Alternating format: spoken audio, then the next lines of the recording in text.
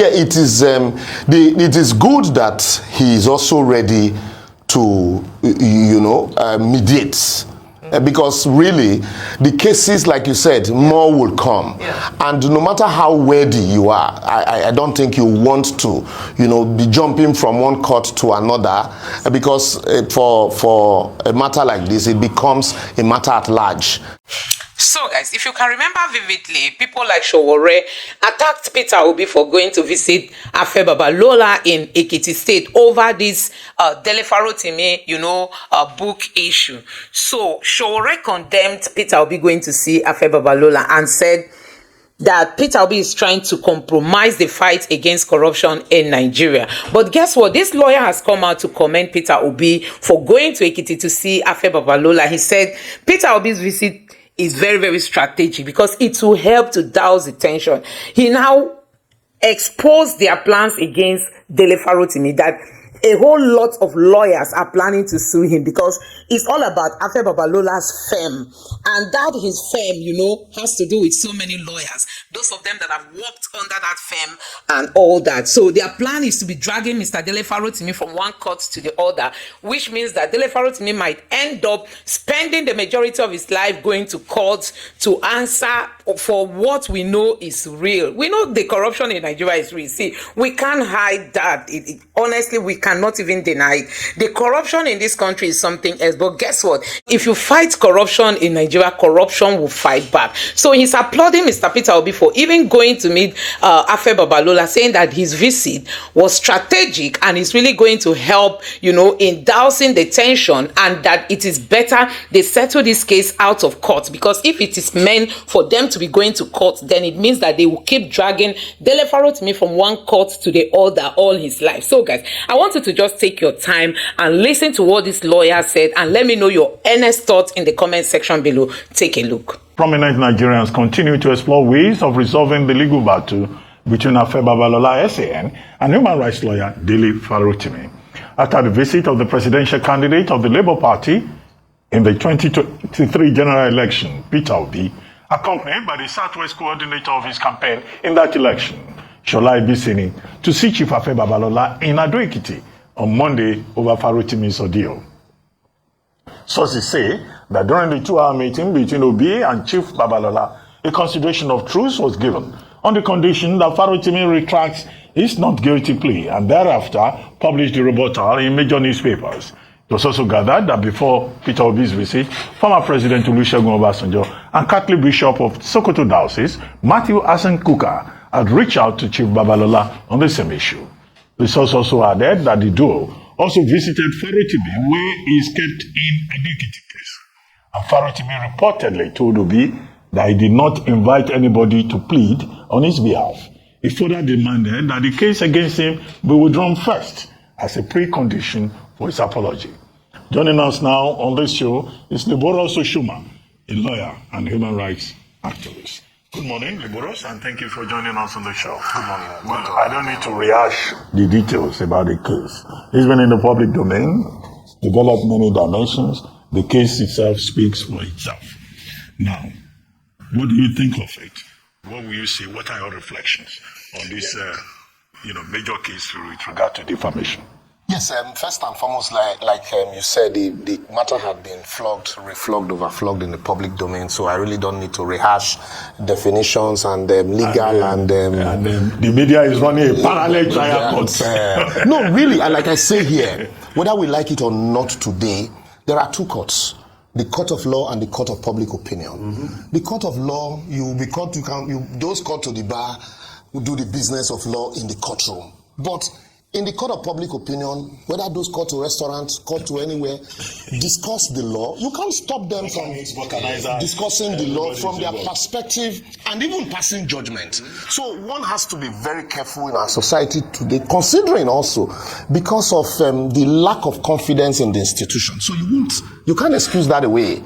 It's happening. That's the new normal today in the world, really. It's always been. It's not even a new normal. It's always been. Yeah, it's always been. But before now, you could say only the media could discuss it. But today, anybody that has a phone can discuss it. Even if you don't have a phone, people. Yesterday, I was in a court in Ijebu. It was what we discussed all through while we were waiting for the court to sit. So anybody can, whether the media will always be accused of running a parallel court. It is any matter that is trending. You don't expect the media not to talk about it. They will always talk about it. But that said, I've always said it that I like the move that Peter Obi had, taken to see how we can mend fences. But also, I also like the fact that you can't ask a man who is in chains to come negotiate. He'll be negotiating from a point of weakness. There's need to create a level playing field because you never can tell. Section 377 says that truth is a defense to defamation. And so you don't know the evidence that the man on the other side has. Even if you say, oh yes, he doesn't have. But he might have. So just give him the benefit of doubt. You can always refile. So if you withdraw the suit and say, okay, the charges and say, okay, since others have decided to mediate, I think I completely agree that you don't ask a man to go plead guilty when he insists that he's on his right, even though you're on your right. That I think the best way forward should be let all parties sheathe their sword for now, and then since the others like Peter Obi, Obasanjo, Bishop Kuka had stepped into the matter, let them explore that possibility of mending fences, and let's see. If at the end of the day, they are not able to achieve that, then parties can go back to their gunpowders and let the gun start blazing. That's my... Your stance. Okay. So let me go to Mr. Farotimi's statement where he says that the case against him be withdrawn first as precondition for his apology. What do you make of that? Do you think that should be, does he have merit? Not only does he have a case to answer in Ikiti, now he has a case to answer in Abuja, in Oyo, and perhaps even more will come as the days progress. But do you think that that's a fair deal? That at least the first instance, withdraw the case against me, and then I will apologize. Yes, that's basically what I'm saying. It is good that he is also ready to, mediate. Because really, the cases, like you said, more will come. And no matter how worthy you are, I don't think you want to, be jumping from one court to another. Because for a matter like this, it becomes a matter at large.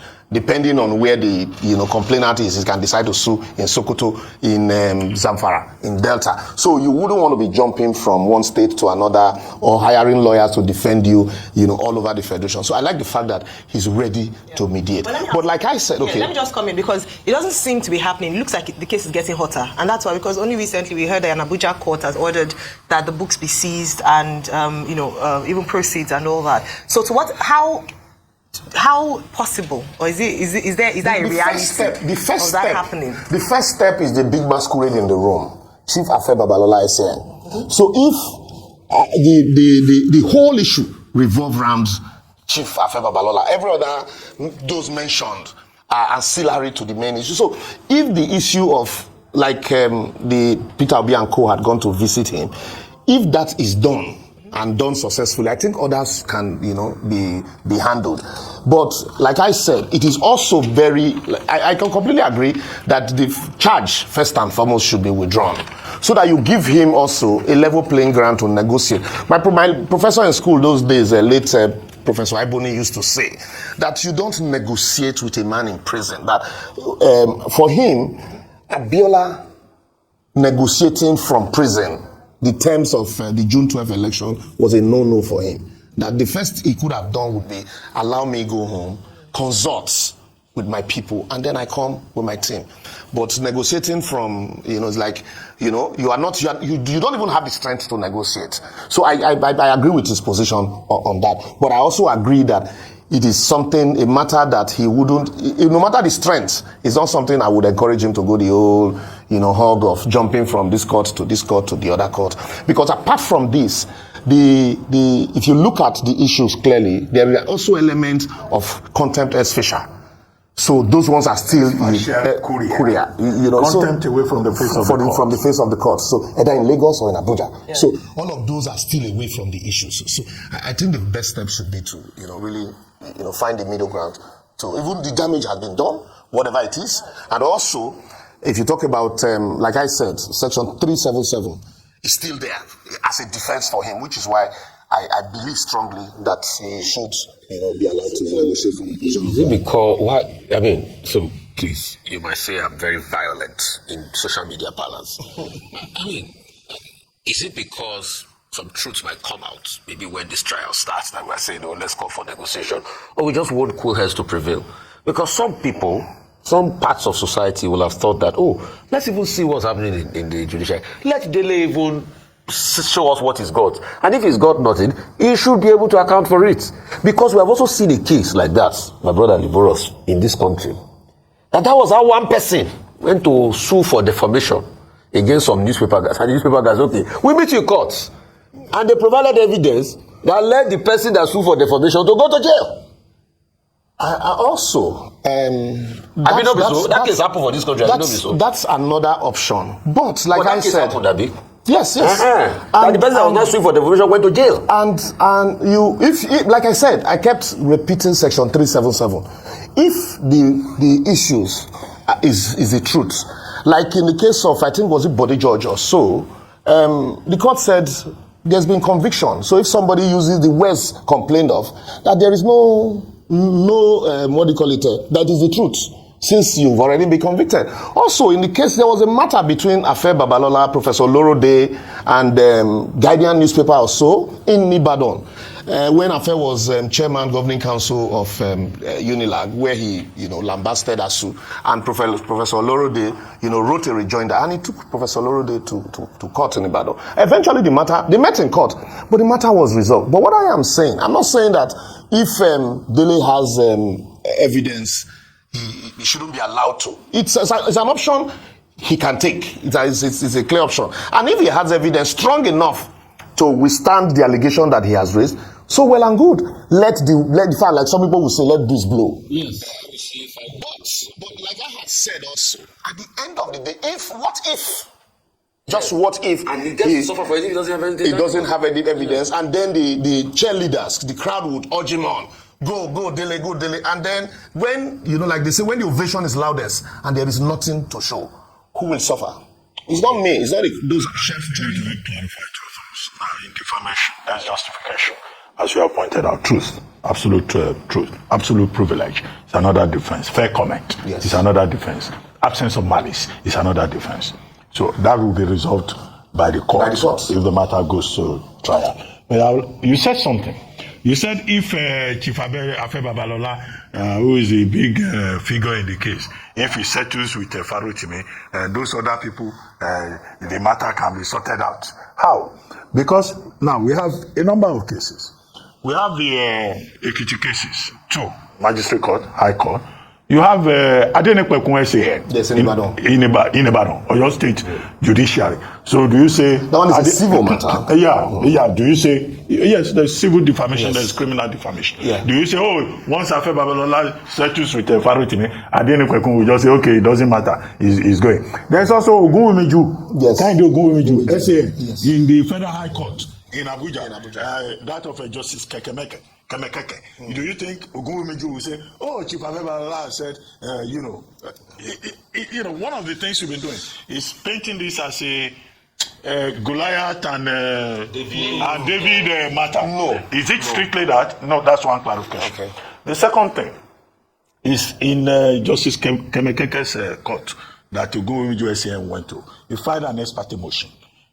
Seeking an interlocutory injunction that the books should be withdrawn from bookstores, the books should not be circulated again, and all of that, which is the main substance, the rest of this whole defamation. Do you think that on the basis of an ex parte motion that Justice Kekemeke will seem to have gone a bit overboard? After all, the court does not act in vain.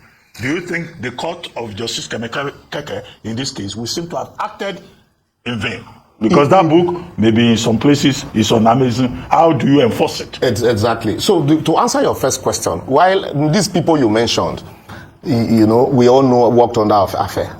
So if, like I said, that they worked under him means they don't have rights. If they know they have a right, they have a right. But if at the end of the day, the main person in the suit says, look, I have resolved and I have forgiven this man, provided the condition. Yes, I agree with you. Provided certain conditions are met. And he now calls these same people to say, look, in the spirit of all of this that had been said, I will appeal to you. It's an appeal, it's not compulsion. That's what I'm saying. It is a step forward. It's a way forward to resolving if truly parties are willing to resolve and mediate. But it is not compulsory that they must do that. But that's why I also said that for Dele, it will, you know, go a long way in helping. Because at the end of the day, you don't want to be jumping from one court to the other, you know, defending issues. And then on the issue of Justice Kekemeke, first and foremost, when issues like this happen, once there's a complaint, what's the essence of emotional party is to stop further damage. There's a complaint that this, if you wait to hear the other party, the damage will be irreparable. So just grant me another. Let me give an everyday example. Your landlord says, leave my house while your rent. Very notorious. So that's the everyday example that our viewers can, you know, relate to. Leave my house. And you say, no, my rent is still subsisting. He says, well, don't worry, I will remove the roof. Now you build house for me. And so the man goes, brings carpenter. You rush to court and say, look, court, please grant me an order. The carpenters are already on my roof. If you wait to call the landlord, the deed would have been done. In fact, they remove one section. So that's what is happening here. Orders are meant for urgent. So urgent in this case, what is urgent in this case? In this case, For a book that is gone. that's what I'm coming there. In this case, the book had gone already and it's still going. But the big question is, for those that are selling it outside jurisdiction, how will such order restrain them? That is challenge, and that's where we say today the world is a global village. Yeah. You can restrain somebody here, but there's another person in America who, you know, will tell you, I'm not even aware of this, and you know, because the book is online. So there were those days where you say, you know, it's hard copies only, and so you know go back to the publisher. In this case, the book is even self-published. So you say the publisher should be restrained because in most cases you even sue the publisher. But in this case, the book is self-published. So that ex parte order would, you know, act, you know, maybe midway because the horse had already bolted. All right. So that's the challenge there. But you know, like Nigeria, so that it doesn't look as if the court would answer Dr. about this question. No, you have no, you know, see, you are doing like a lawyer. You know, lawyer, you will do color. No, you are doing like a lawyer. Yeah. The question he asks, okay, is direct. He said, was that ex parte necessary? What was the urgency of giving that ex parte in the first place? No, it is. He's questioning the bona fide of that ex parte. No, it is necessary. It is necessary. How? It is now there is an ex parte on application, because if you say because the horse has bolted, and so allow it to consistently bolt, so you also deny justice to the person who is alleging that he's been defamed. But you don't know. Maybe Dele Farotimi has evidence to back up. That is why. So why don't you just listen to his side before you give a quick ex-parte? That is why there is an ex-parte. No. The way it works with is when you file an ex-parte application, there's also what we call a motion on notice attached to the ex-parte. Ex-parte, that's why they tell you an ex-parte is interim, pending the hearing and determination of the motion on notice. So once you file an ex-parte, the ex-parte is to ensure that the rest is protected. And then you now say, now I've granted ex parte, stop what you're doing, come and answer to this claim. So if you come to court and then Dele is able to show that the ex parte was in the first place, there was no need to grant it, then because the court will always hear him. But you don't say, because in some cases, the court will say, well, these issues have been defeated and so put the other party on notice. But in this case, it's a book and the man felt, I have been defamed, I've been libeled, and if you say put him on notice, the book is still selling. So even though there are areas that book had gone to that you can't stop, but for the area you are in, there's need for the court to act, to defend, to protect, pending when you call the other party to or put him on notice. So it is not that once you grant ex parte, you will not hear the other party. An ex parte, you can't file an ex parte application without a substitute motion on notice. There must be a motion on notice attached to it. Ex parte orders have been abused routinely. Yes, they have been abused. I agree with you. President of the Court of Appeal to advise severally. Not just the president of the Court of Appeal, to be careful. Former Supreme Court justices, Justice Kayode Shaw, Justice Uwaifo had consistently abused, advised judges not to abuse ex parte order. I remember the ex parte order of Justice Ikpeme as far back as 1992. So, ex parte orders are abused, but that does not also mean that where necessary, ex parte orders should not be granted pending the hearing and determination of a motion on notice. All right. So now going back to this resolving the defamation allegation and coming to the negotiation table, what some people might also say is that beyond the issue between Chief Afe Babalola and Mr. Dele Farotimi is the fact that the judiciary was also under trial, especially in the way that they handled the case. Going back to the David and Goliath analogy, it was said that, because we often say that the law is the last hope of the common man, but it doesn't seem like that anymore to a number of people, because if you have power, you have influence, and then you are able to exert extra force, as it were. How about the other part? If we settle, yes, Mr. Dele Farotimi goes, Chief Afe Babalola is appeased, but how about the spotlight on the judiciary? Because this is just one of many other cases that could happen. Could it mean that if a common man does something, if you have influence and power, you can exert that much, and then there's no sense of justice for a lot of people? If you go back to the fact of the matter, whether the matter at the Supreme Court now, and that the application to correct the error in the judgment, for me, it wasn't out of place. We all apply to court to correct errors. Even application, you can even bring an application to amend claims. So if there's an error in a judgment that is at variance with your claim, you can apply to court to correct that error. That's not a miscarriage. But like I agree with you also, that when a judge, Lord Denny, as long ago said, when a judge sits on trial, the judge is on trial. Yeah. When you're trying a matter, the entire world is trying you. But the issue here is, yes, parties are allowed to make fair comments, justifications, that's what had happened here. But that's why we sit down here, when judgment is delivered in a matter, we sit down, we look at the judgment, we weigh it against the precedent, that had been given by the same court, and then we make fair comment. But when it's alleged to be beyond fair comment, that's where the problem is. And that's why I'm saying, yes, this is consistently, it's always been trial for judiciary and the society at large. And also, I would also think that, because Justice Kayode Shaw once said, behind every allegation of bribery against a judge, there's a senior advocate who is a conveyor belt. Mm-hmm. But he didn't mention names. That's a fair comment. There's allegations that there is some person, because I also said that when you accuse judges of granting other frivolous orders, you also need to accuse lawyers who file the application, because the judges don't file application. It is a lawyer that filed the application. So I think this should be a learning curve for the society to understand that, look, if you do not self-censor, self-check yourself, today it is Dele, tomorrow it can be somebody you don't even know. Dele might have or might not have. Somebody can decide to say, okay, look, you know what, based on what had happened, I want to do, an investigative reportage on this issue and see what I can bring out. In this country, we've seen where judges, remember Justice Pendigi, allegations between judges and the news, was it the news, those allegations of conversations, and the NJC, sat on the matters, and senior lawyers were disciplined, judges were dismissed. Okay. So I think going further, one of the other things that I wanted to bring out was the fact that maybe we should do like what was done in Ghana by a journalist called Anas. I'll tell you what Anas did. I know what he did. Anas broadcasted a Ghanaian movie, Life in the Cinema, which was secret recordings of judges all over the country collecting bribe. And it was played right there in the cinema with real actual evidence. Secondly, I want to talk about a concept called intimidation as corruption, because one other thing we don't talk about in Nigerian judiciary is most of the time it's not money or allegations of money that causes the corruption. It's the intimidation of the dramatis personnel by the stature of the people involved. That is the corrupt tendency there. Bufai, in every society, no matter how fair that society is, there are certain persons who has paid their dues in certain faiths.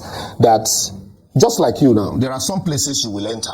You have, journalists. You'll be given a right of first refusal, even though we're talking about fairness and balance. You'll be given a right of first refusal. But for some persons, they will say, Rufai came here to intimidate us. Who does he think he is? But because of what you have, you have paid your dues. Also, in practice, it happens. Law is a profession of precedent. I get to court. Why do you think some of us do no longer enjoy going to court over, small matters? Because you get to court, you're junior. No, not big boy. You're junior, who's a senior advocate, who get to mention his case. He walks into the court, he will mention his case, and he will walk away. While your number is number 46, you will be there in court till maybe 3 p.m. And, that's for you. You have other things to do in the office. But you're there. It's intimidation also. They must give the girls SAN. That's what you mean now. You've requested for it. It's a privilege. It's not a right. So we all work for it. We all want to be. So there are certain things. I agree that this society and the profession, there has a lot of problems. The allegations of bribery, the allegations of intimidation. We need to wrap up. I just need one more clarification. In this whole Farotimi saga, another thing that people have talked about is the restraint. When he was returning, I think, to the magistrate court the other day, he was put in handcuffs. Now, was there the second time he wasn't put in handcuffs? Is there a justification for putting him under restraint? That is within the purview. That is the intimidation within the purview of Section 7 of Akaja. That is the intimidation that Rufai is talking about now. Because who was intimidating him? Because... And Dr. Mate, just to add to your question on that intimidation, also the case of the magistrate that has constantly detained him for a law that doesn't exist in Ekiti State. If I have time, I would. Yeah. You have to be quick about it. Yes. The handcuffs, that's why they are called restraining. It's only meant for either somebody is violent, so as he will not escape. But in this case, no violence has been shown, and it's not also on record that the man has attempted to escape. Putting him in handcuff or further worsen, the case of the prosecutor. It's like you are no longer prosecuting him; you are persecuting him. When we see, people who are other people, high politically exposed people who are accused of corruption, and then you don't see them in such chains. So I think that was intimidation from the correctional centers, especially, against when the states want to intimidate you, they do all sorts. We saw how Afe Babalola was... place persons, yes, people. And that's why, African China said, poor man when steal Maggie, you will see him face for crime fighter. So that's basically what is playing out here. So the issue is it because it's Dele Farotimi? Because if you steal a phone, they will put you in handcuffs. No, yes, you see that is the society. As we speak now, there are some persons who are in custody over Section 24 of the Cybercrime Act. We're not talking about them. Farotimi is huge. You know that this issue has to do with Afe Babalola's firm. And that firm involves so many lawyers. So their plan is to be suing Dele Farotimi one after the other, meaning that they might end up dragging Dele Farotimi all the days of his life, going to court. So this lawyer is saying that Peter Obi going to intervene is very strategic because that will help to, to douse the tension, and then they can settle out of court. So guys, you can see that fighting corruption in this country is really going to be very, very difficult if this be the case. So guys, you have seen it for yourself. Yes, these are some of the things we are saying, that in Nigeria, fighting corruption is like, you taking up an everlasting job, a job you will keep working and it will not have any end. So you can see, like, Okonjo-Iweala once said that if you fight corruption in Nigeria, corruption will fight back. And that is why people are not speaking up. People are not saying anything, People are afraid to say their mind in this country because they are afraid of the powers that be. They're afraid of what will become of them. They're afraid of the consequences of whatever. And that is why this country keeps sinking, because you will say what is wrong, but you can't talk. Because if you talk, it will fight back. Corruption keeps fighting back in Nigeria. And that is why, for us to get this country right, we must have real leaders. Leaders that will come in to strengthen our institution and really make them independent. We need leaders that will come in and they don't even care about what the next person is doing. They are focused on doing the right thing. These are the kind of leaders that can come and purge our institutions so that our institutions can stand firm. And when something is going wrong, they can come out to say, yes, this thing is wrong. Not that you are trying to expose the rot in the system. And because of that, so many people will be taking you to court because they know you want to expose their secrets. So guys, I'm just wondering when this country is going to, recover from all this mess. Because what we are seeing now is just beyond us. I mean, it's beyond us what is going on in this country. The level of corruption. Look at even WikiLeaks came out, bringing out information saying that Afe Babalola and Obasanjo once paid money to judges for elections to be rigged or for the wrong decision to be made. So you can imagine that is from WikiLeaks. And people have been commenting and saying that why are they not suing WikiLeaks? Why is it only Dele Farotimi? Why is it only Dele Farotimi? So you can see it's not as if what Dele Farotimi is saying is not true. It's not as if Dele Farotimi said, take me to court, I'm going to prove my case. But the plan they are planning now is to use all kinds of lawyers to sue him here, sue him there. So before he's coming out from this one, he's entering another one. And then Dele Farotimi is going to spend all his life attending to court cases and moving from here to there because he wants to save Nigeria democracy. So guys, you see, some people will just say it's even better not to fight for this country. Just be on your own because there is nothing you do. If you are genuine, this country does not favor you. If you are genuine and you want Nigeria to work, it won't favor you. But if you are fraudulent and your hands are soiled and you are into all kinds of things, guess what? It's going to favor you and favor you easily. And that was why we saw, even during the 2023 presidential election, we saw Peter Obi winning, and all of a sudden everything was reversed. And up to today, INEC has not told us what happened. And up to today, the judiciary has not told us why they ruled the way they ruled, telling us that Beavers is not necessary, IREF is not necessary, FCT is not necessary, and all kinds of things that Nigerians least expected in that judgment were what we were given to. So you can see that honestly, fighting corruption in Nigeria is another headache on its own.